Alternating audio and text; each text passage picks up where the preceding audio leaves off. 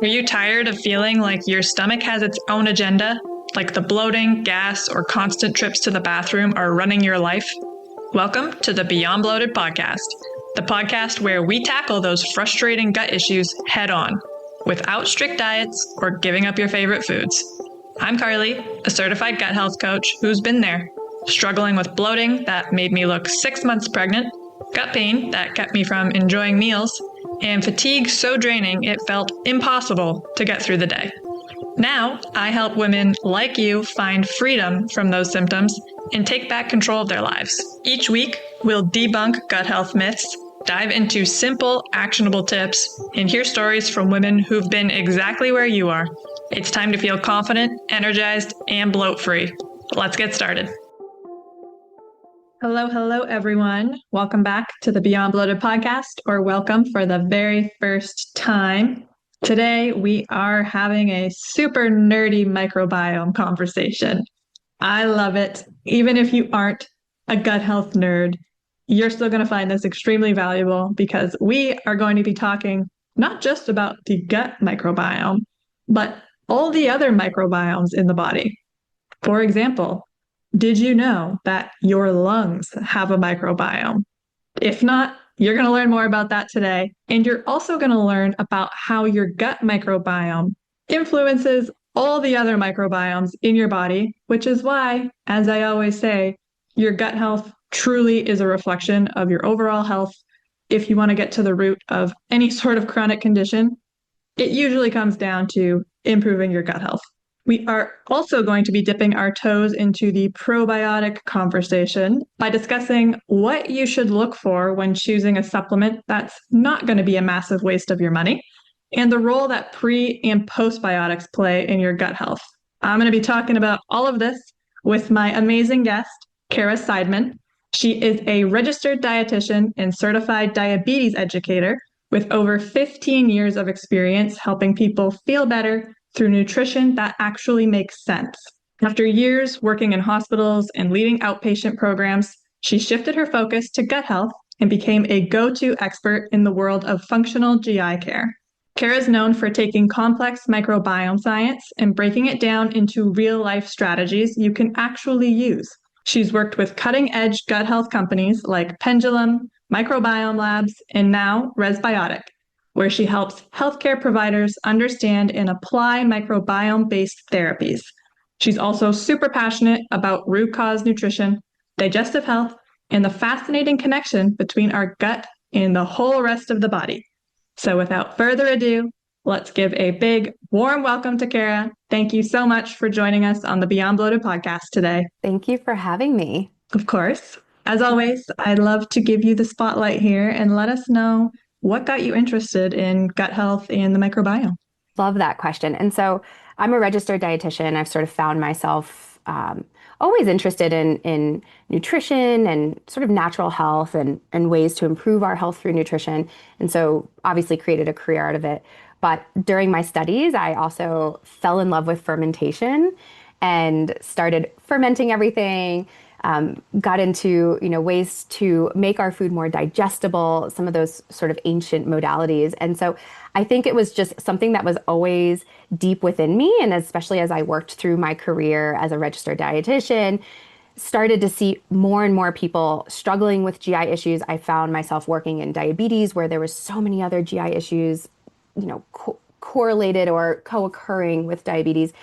Sort of realized that this is the area that I want to focus in. And I moved to Colorado and I actually got introduced to a really large gastroenterology practice that was interested in bringing nutrition in-house. And I don't think they even remotely realized to what extent nutrition and working with lifestyle could impact people that are suffering from chronic GI issues. And so I built this sort of functional nutrition practice within this allopathic group. And it was a beautiful relationship. People got workup done. And of course, we know that gut health is beyond what you can see to the naked eye and that there's this whole world within that we can actually manipulate and change, and that has profound benefits on our health. And that's the microbiome. And so that kind of propelled me into working in the microbiome space. And I've worked with various biotech startups.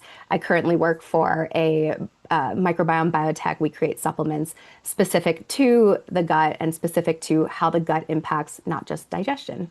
Very cool. I love that you got into it because of fermentation. Yes, I myself have been putting that off. I've been like, I want to make pickles so bad. I just want to ferment pickles because they're so expensive to I buy, know. but I just haven't got around to it. So maybe this week is the week. I'm gonna make pickles. It's a fun experiment. I mean, I look back at like my apartment in college. I had seed cheeses and pickles and pickled vegetables, like everything around my apartment. And I just, I really embraced it. And so much that, I married a professional brewer. Our first conversation was over bacteria. And so we still ferment a bunch of things in our house today. So trying to get our daughter involved in that as well. That's so cute. I love that. Okay, well, let's take it all the way back to the beginning here. And can you just give us a very basic explanation of what the microbiome is and how it impacts our health? I love that question. We often use the term microbiome and microbiota interchangeably.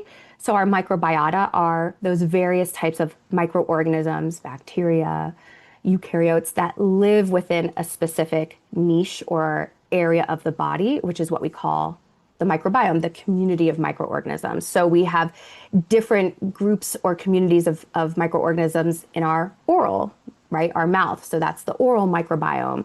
We have an eye microbiome. We're starting to discover a brain microbiome. We have a lung microbiome. And of course, we have the gut microbiome, which is the largest microbiome within the body. And that's within your colon. And so our gut microbiome being this sort of control center or command center, I think of it as like the foundation of a home, right? You can have this big, beautiful home that has everything you've ever wanted. It's in the location you want. And we all wait very patiently for that inspection report to come back to check if there's cracks in your foundation. Because if there's cracks in your foundation, then your house, your home, this thing that's providing you safety and structure isn't going to be as resilient or supported. And that's exactly what the gut microbiome is.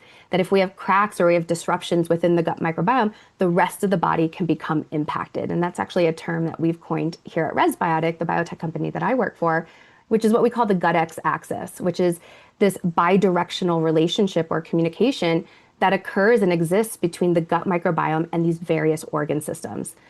Our mouth, right? Our brain, our lungs, our metabolic health. And so we're starting to be able to better understand how these systems are all connected versus just looking at cardiovascular health as something separate from gut health. We know there's really a common link, and the microbiome is really part of that foundational interconnectedness. Yes, that's a great explanation. And I like how you pointed out that there's different microbiomes because I feel like gut health is very popular, very hyped right now, as it should be. Mhm. But there are also other microbiomes, like you said, the mouth. I actually didn't know the brain had a microbiome. That's interesting. But yeah, they're all connected, right? As you Mhm. mentioned. So when we talk about probiotics, for example, how does that impact all of the microbiomes? Is it just impacting the gut, or is it also impacting the mouth and the brain and other areas? That's a great question, and I love that. And I think we hear this term probiotic all the time. And so probiotics, the true definition are these live microorganisms that confer, when taken in adequate amounts, confer benefits to the human host. And so we have probiotics that naturally exist within all these microbiomes. These are your good bugs, your friendly bugs, right? These are the bacteria that are consuming all of that wonderful nutrition to produce these very important metabolites.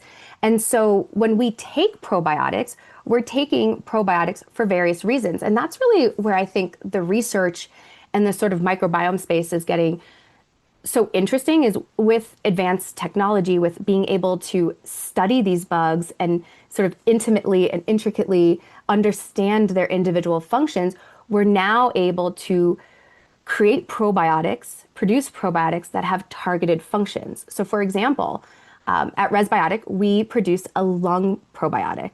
And so people are like, whoa, the lungs, we once thought the lungs were this sort of sterile place, but the lungs have their own unique microbiome, much, much, much smaller than other microbiomes in the body. And so when we take these probiotics that are obviously working through the gastrointestinal tract and getting into the gut microbiome, it's so that they produce these very important compounds or metabolites. You might have talked about this before, but your short chain fatty acids that are these key signals that can send messages to these various parts of the body. And so when we take these targeted strains, these targeted probiotics, we're targeting those systems that are impacted by our gut microbiome. So for example, a lung support probiotic are lung or respiratory specific strains that produce these very important compounds that are promoting changes to our lung immune system, the inflammation that can occur within the lungs. And so I think that's what's exciting about this space now is with technology, we're just able to have these more targeted approaches. That's very interesting. Yeah, I mean, I did do an episode a little while back on probiotics specifically because I feel like probiotics get all the attention when it comes to gut health. As soon as someone experiences bloating or gas or diarrhea, they're like, give me a Go on a probiotic. Yeah, and it'll fix it. But Yeah. as we kind of were chatting earlier, not all probiotics are created equal. I myself spent so much money on supplements, including probiotics, that did nothing for me but drain my bank account. With that, as an expert in the probiotic field, if someone wanted a probiotic supplement targeted, let's say bloating, if possible, what would you look for in that supplement? Hey everyone, Carly here. If you are tired of feeling bloated and uncomfortable, which I know you are, I have something that can really help. My free ultimate guide to bloat busting. I've been there myself, and I know how frustrating it is to try super restrictive diets and expensive supplements without getting results. If those methods were going to work, they would have worked by now. That's why I created this guide to offer you a different approach. In the Ultimate Guide to Bloat Busting, you'll learn techniques to listen to your body and eat with intention, avoiding overeating and choosing foods that truly benefit you, tips for proper hydration to support digestion and reduce bloating, a guide to delicious foods that promote a healthy gut and how to easily incorporate them into your meals, and effective methods to manage stress, which plays a huge role in gut health. These simple, practical strategies can make a big difference in your daily life, helping you feel lighter, more energized, and comfortable in your own skin. Ready to ditch the bloat without strict diets or costly supplements? Download your free copy today at beyondbloated.com/ultimate-guide and start your journey to a bloat-free life. Now, let's get back to it. I think that's a great question. And it's also like a fairly loaded question because your gut microbiome looks different than my gut microbiome. And our microbiomes are just constantly shifting and changing based on our diet, based on stress, based on all these external factors, what we call the exposome, all these things that sort of disrupt this delicate balance. And so I don't think there's a one size fits all model. And I truly believe that sort of gone are the days of the sort of kitchen sink probiotic. Take as many strains as possible because we have newer research, we have a better understanding of how these different species and strains can compete for certain, spaces and sort of outcompete each other. And so I 100% agree that there's a lot of noise out there in the probiotic space. I think most people benefit from probiotics, but that's where we have to start to look to what are you dealing with? If it's bloating, if it's respiratory distress, if it's issues with our psychosocial health or with our cognitive health, then we have now this sort of targeted precision effect. And so I think that's kind of number one, like what is it that we're needing to improve upon? Because those symptoms that we're experiencing point to an imbalance and a disruption that's happening within the gut microbiome. And so number one thing that I always look for is research. I am someone who really values research, and I think we are in a day and time where anyone can create a probiotic if they want, but what research are they putting behind that product? And I really can't stress that enough. And I think that there are companies that are doing this very well that aren't just putting a whole bunch of things into a capsule and saying it does X, Y, and Z, but they're putting it to a test. So I always go on to different websites, different company websites, and I look at what research they have. If they're doing research, they're going to promote that research. They're going to talk about that research. If we're struggling with stress and anxiety, there are probiotics, what are actually called psychobiotics, that can actually target inflammation in the brain. If we're dealing with chronic respiratory stress, like I said, there are lung probiotics. And so I start to look for that personalization and that precision around the products themselves. What research is the company doing? And we can start to dig in. You know, the website, the internet is a beautiful space now that we can really begin to educate ourselves on what truly is quality. I like that. I like that a lot, actually, because first of all, you're so right. There is no one size fits all. So if you see an Instagram ad for a supplement claiming to cure your bloating in 1 week, block that account. It is not going to do that. You need to know your body, what you need, and do your research because, yeah, companies will tell you what you want to hear. You need to do your own research and validate those claims and truly choose a high quality product. I myself am very, very picky when it comes to supplements because I know a lot of companies do use the people's fear and desperation to feel better to sell their product, and it's very sad. Whereas companies like Resbiotic are actually doing the research and using that to help people improve that they are actually doing what they claim to do, which I respect. I have a math degree myself. I'm a data girl. So I want the science, I want the data, I want the proof. I don't want to just believe a claim for the sake of it. I also have a secondary question related to probiotics. What would you say would be the difference between like supporting your gut microbiome with probiotic rich foods like sauerkraut versus a supplement? Great question. And just to kind of circle back to your previous one, you know, especially in the case of like bloating, it's so multifactorial, right? So, you know, we almost have to reach into the toolbox and pull out all these different tools. And probiotics are just a few of the tools in the toolbox. So to your question about probiotic rich foods, I get this a lot, especially, you know, as a dietitian working with people's nutrition where we sort of view that we can get everything from the diet. And that's not always the case. And especially when we look to those typical foods that what we call our fermented foods, your yogurts, your sauerkraut, your kimchi, your kefir, these do, especially when you get them in the refrigerated section, they are going to contain live bacteria. But because we go through pasteurization and food stability, that, you know, how much of those bugs are still alive is questionable.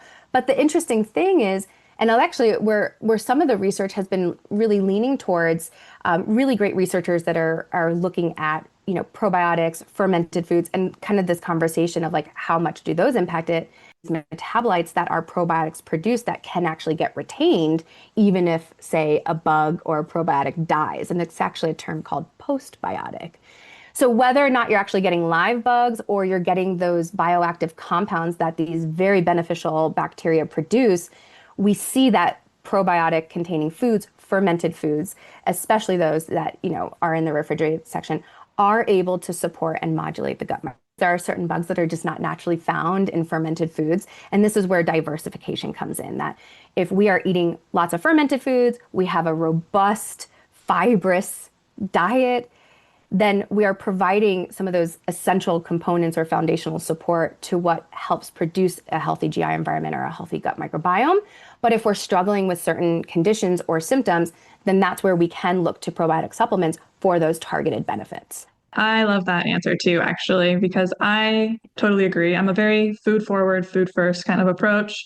But I also know that there are certain conditions. And if you're really struggling, a supplement can help boost things, help you get there quicker, and maybe help you get there, period. Because if you've got a lot going on, you might need some additional help. Some people hate fermented foods and they just don't want to eat them, you know? If you don't like these foods, and I say the best diet is a diet that you actually enjoy eating. Because if you're trying to consume all these foods that you actually don't like, then there's no sustainability there. And so that's where supplements can really bridge that gap, you know, as you said. And so they are a support mechanism, but they're also not the only piece to the puzzle. And like I said, there are certain compounds that are just not naturally occurring in foods that we can't get. And if you are struggling with bloating, with digestive distress, that's often the first sign that we get that we have a dysfunctional gut microbiome. Now, can we experience a dysfunctional gut microbiome and not have GI issues? Absolutely. But if we're experiencing gut distress, that's often that first smoke signal that like, hey, something's wrong. Yeah, and that's actually a great point that I want to touch upon here because people often associate the gut microbiome with very obvious gut issues like bloating or loose stool, etc. But for me, I'll take myself as an example. My gut health journey really began before I even realized it because I was getting sick all the time. I had canker sores all the time. I was chronically fatigued. I had brain fog. I just chalked that up to I have bad genes or I'm in university. This is just what life is. Ignored it.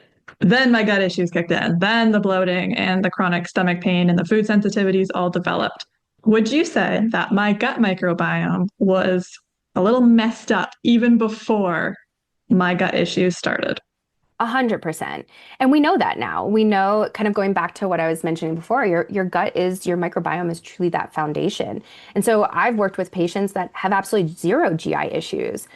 We know that even metabolic health, so people who struggle with weight and blood sugar dysregulation, that their microbiomes look different. For some people, it's skin issues, acne and rosacea. For some people, it's liver concerns, right? Fatty liver disease. So these are all being linked back to the gut microbiome, or what we call this gut X axis. And so every person is different, every human is individual.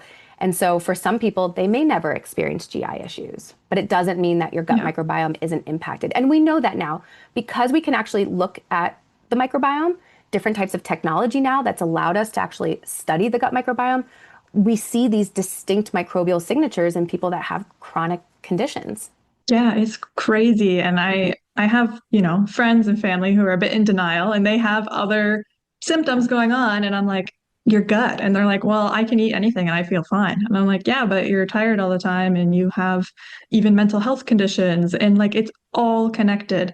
I have worked with clients on their gut health because of their gut issues who have resolved their anxiety and depression without Yep. us doing targeted mental health work, like it's all crazy connected. And I want to touch on something you mentioned too, because it's a hot topic right now as well, which is the whole weight gut metabolism connection going on there.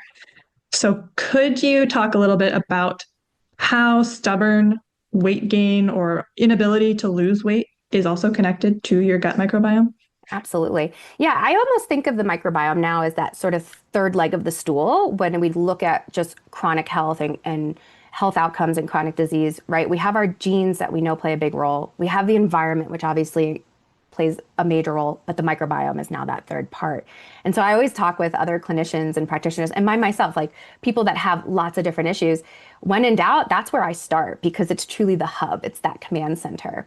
And so same thing, like we don't often think about weight or blood sugar being rooted in the microbiome. I've worked with so many clients that are eating really well and exercising and doing a lot of the things that they should do, but their blood sugars are rising or they cannot lose weight. I start to look at that as a microbiome disorder. I look at that as a dysfunction of what's happening there because we now see, like I was mentioning before, distinct microbial profiles in people that struggle with weight loss or struggle with diabetes. So they're lacking certain types of bacteria, your beneficial bacteria that produce these key compounds I mentioned earlier, your short chain fatty acids, butyrate being that sort of main, key short chain fatty acid that doesn't just fuel your intestinal cells, but actually helps produce like leptin, like ghrelin that regulate appetite and hunger.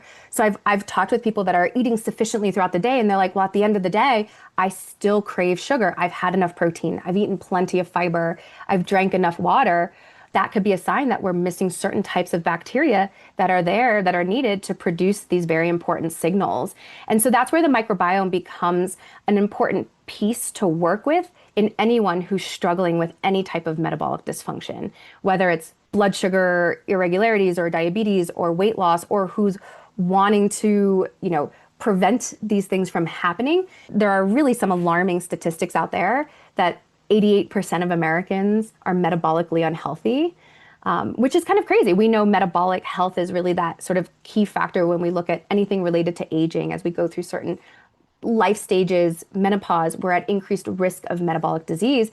And what are these periods of time also associated with? A change and shift in your gut microbiome. So it's just makes sense that this needs to be part of that intervention plan, that if you don't have this beneficial balance, if you have dysbiosis, if you have an imbalance in your gut microbiome, then we start to lose the integrity. We start to break down that barrier that protects your immune system.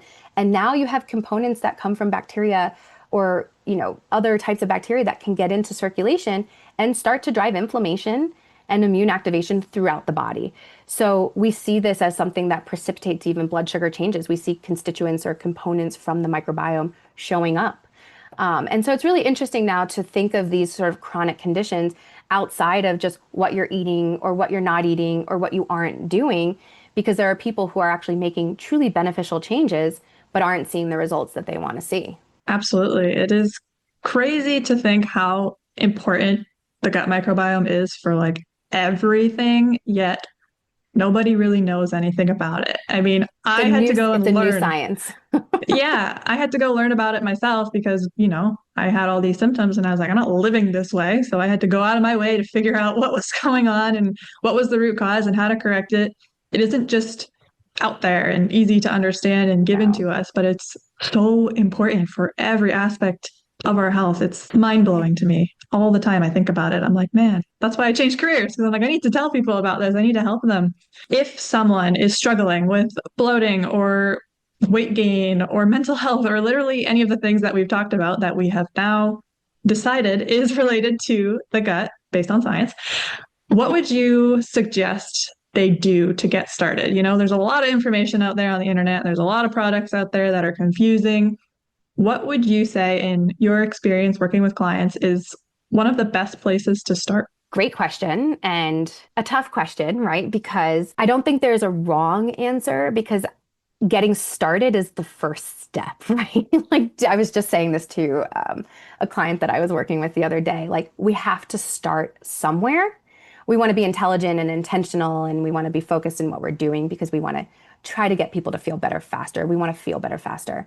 So obviously, I kind of look at it as in a couple different steps. Number one, like, starts with this imbalance. We're losing these good bugs, which creates an environment for your unfriendly, your pathogenic bacteria to start to increase. So one of the first things I'll do, aside from diet, I mean, obviously diet is always the first place. Like, where can we start to remove some of those ultra processed foods that we know negatively impact the microbiome? Funny that there's this like trend going on in social media now, fiber maxing. I just learned about this. I've never heard of that. I just learned about it, but like, we've been talking about fiber forever, right? And only 7% of Americans actually consume sufficient amounts of fiber. And in fact, there's been more and more studies coming out that we need to eat more and more fiber to help combat things like colon cancer. So fiber is key. So I always look at how much fiber are we consuming? Now, the problem is when you're dealing with digestive distress, when you're dealing with bloating, you can't just throw a whole bunch of fiber into the mix, because oftentimes, if you don't have the bacteria there that are needed to break down those fibers, then it creates more problems. So I do like to start with gut modulation, or I like to start with some sort of gut support first. And the first thing I start with is a prebiotic fiber. There's a lot of different types of prebiotics out there. Some are going to be higher fermentable, so I often don't start with those. And it's one of the things that I absolutely love about the prebiotic that we produce or that we manufacture at Resbiotic.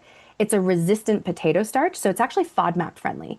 So it's a prebiotic fiber. So prebiotics are the fertilizer for growth. They feed your beneficial bacteria. They're truly what help to sort of start to shift that microbial landscape and ecosystem. They truly start to support the overall terrain within the gut microbiome.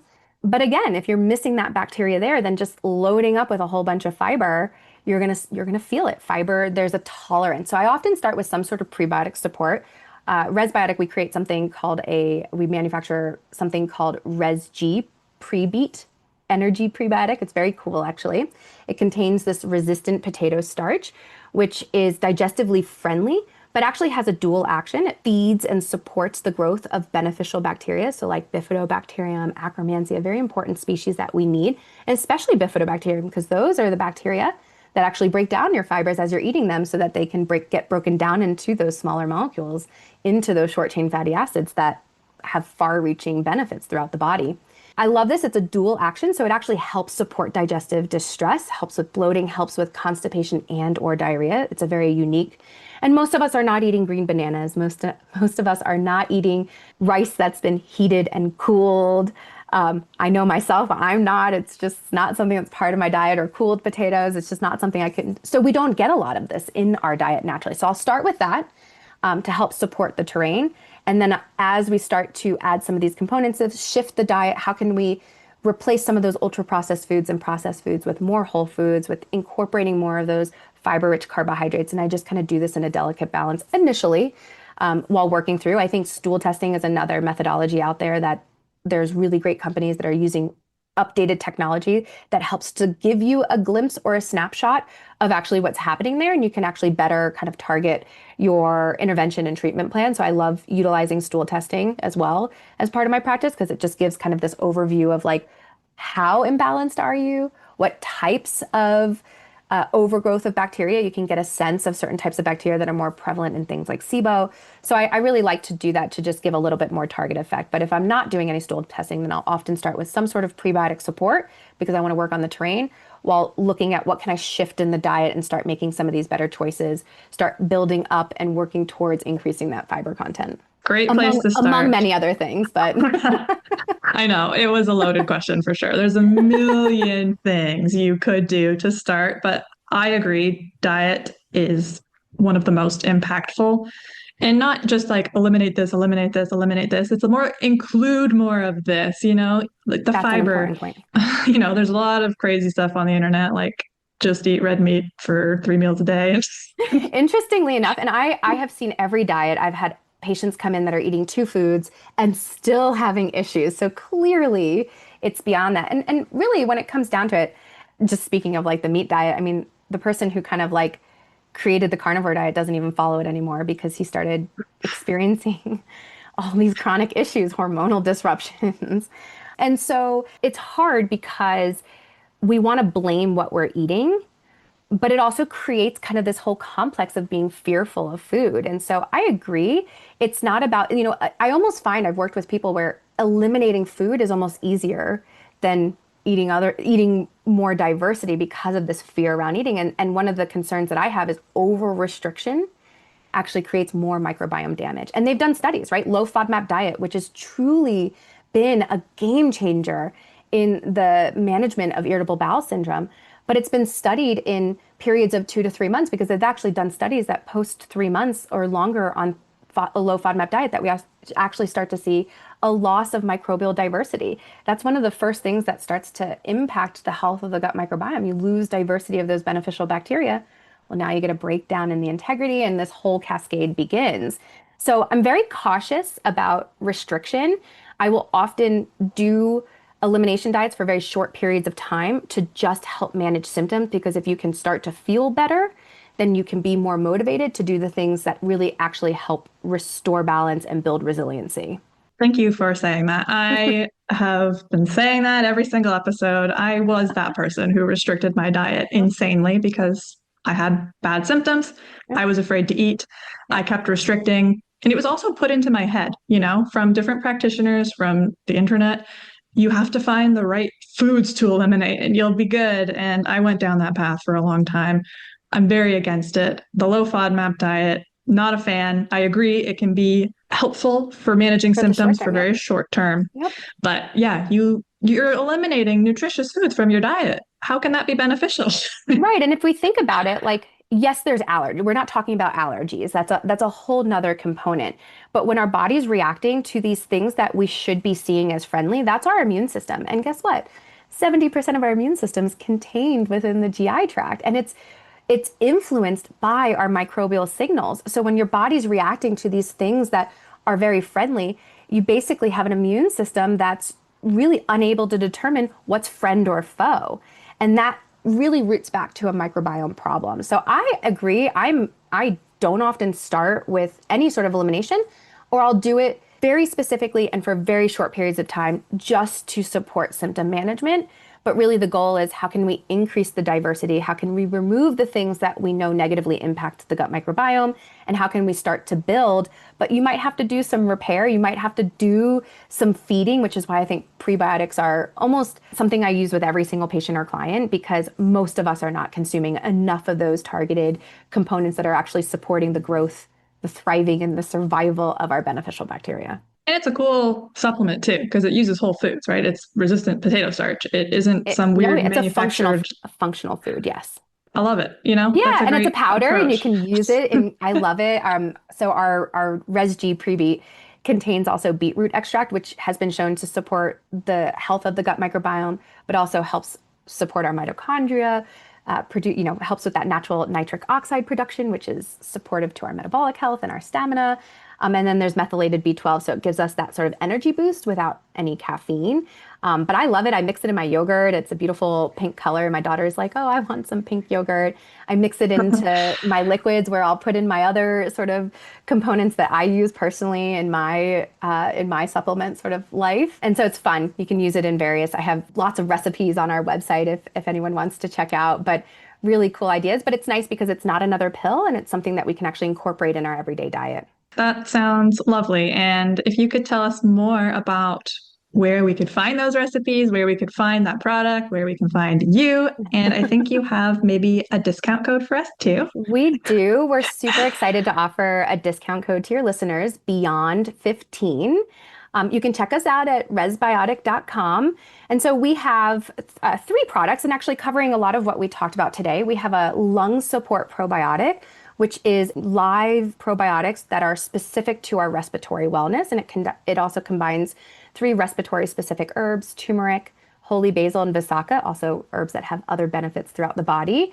And we've done multiple clinical trials on that product alone, which is a really great option. And then we also have our Res-M GLP-1 postbiotic. And so I mentioned postbiotics as sort of that bioactive, those active compounds that probiotics produce, or it's actually heat treated or heat inactivated probiotics. So they're some people will call them parabiotics or ghost biotics. There's a lot of different terms, but they're dead, but they retain targeted function. And in our preclinical studies, that targeted function was supporting the natural production of GLP-1.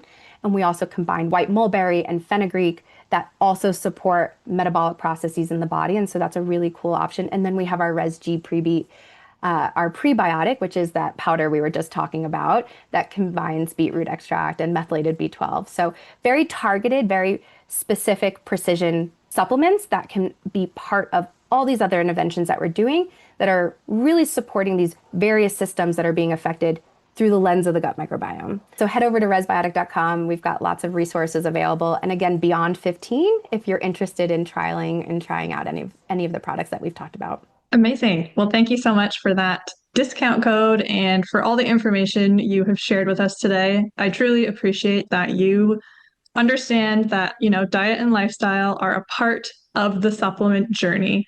If you have debilitating gut issues or honestly any chronic condition, you are not just going to supplement your way out of that. You need to do the work outside of taking a pill or even a powder. But I do also like that the supplements are targeted, they are researched. I would take them myself. So that's saying a lot because I'm a picky girl when it comes to supplements. But again, thank you so much for all of your knowledge that you shared with us today. It has been a pleasure. Thank you so much for having me. It was a lot of fun. Did you learn something new and useful today? If the answer is a big, resounding hell yeah, do me a favor. Subscribe to this podcast.